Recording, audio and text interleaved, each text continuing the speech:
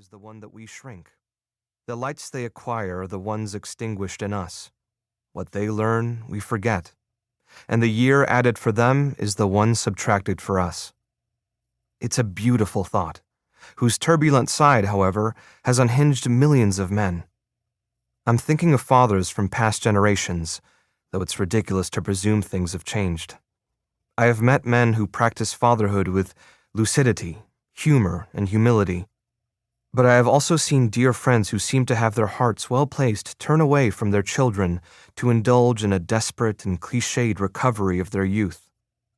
And there are also plenty of fathers who confront the death drive by burdening their kids with missions and commandments, with the explicit or veiled intention of using their children to further their own interrupted dreams.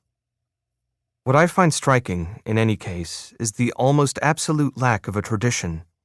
Since all human beings, I assume, have been born, it would seem natural for us to be experts in matters of child-rearing, but it turns out that we know very little, especially men, who sometimes seem like those cheerful students who show up to class blissfully unaware that there's a test. While women passed on to their daughters the asphyxiating imperative of maternity, we grew up pampered and ineffectual, and even humming along to Billie Jean. Our fathers tried, in their own ways, to teach us to be men, but they never taught us to be fathers, and their fathers didn't teach them either, and so on.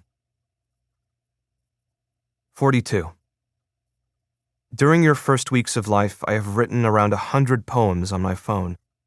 They're not poems, really, but on the phone it's easier to press enter than to struggle with punctuation. I write in a state of attachment, under your influence, both of us inveigled by the spell of the rocking chair, which functions like a bashful roller coaster, or like a tireless, generous horse, or like the ferry that will eventually carry us to Staten Island, or, even better, to Chiloé. 49. This morning I tried to turn the fake poems into real poems, but I'm afraid I overshot and ended up guiding them toward the civilized and legible country of prose. I ruined them, but I still copied them all, just in case, into a file that I titled Children's Literature. None of these sketches could be considered children's literature, though all of them deal with childhood. Yours, incipient, and mine, long gone. My childhood, or my idea of childhood since you arrived. 50. The word childish is often used as an insult, although the words that aren't insults but can fulfill the function of one are almost infinite. You just have to work on the tone a little. I remember a very sweet little girl, the daughter of one of my best friends, who one day got angry with her favorite stuffed animal and spent about 2 hours yelling at it cruelly, over and over. A toy! That's all you are, a toy! You think you're real, but you're just a toy, that's all. When I was 15, it annoyed me when people referred to me using the phrase young man. I don't remember if I was ever called a teenager to my face, but I would have hated it. In the strict plane of language, teenager is a perfectly accurate word, but adolescent is much more evocative. 61. Literature has ceded to self-help nearly all the reflective space that fatherhood requires. But self-help books usually hold nothing but hackneyed and at times even humiliating advice. A few months ago, I read a voluminous manual whose brilliant recommendation for men was this: be sensitive. 62.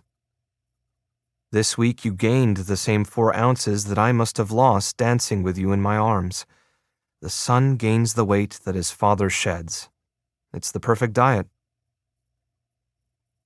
83. The expression children's literature is condescending and offensive, and also strikes me as redundant, because all literature, at its core, is childish. Much as we try to hide it, those of us who write do so because we want to recover perceptions that were erased by the ostensible learning that so often made us unhappy. Enrique Lin said that we surrender to our real age as though under false evidence. Children's literature.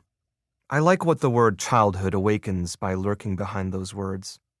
It makes me think of Jorge Teilhard, Ebe Huart.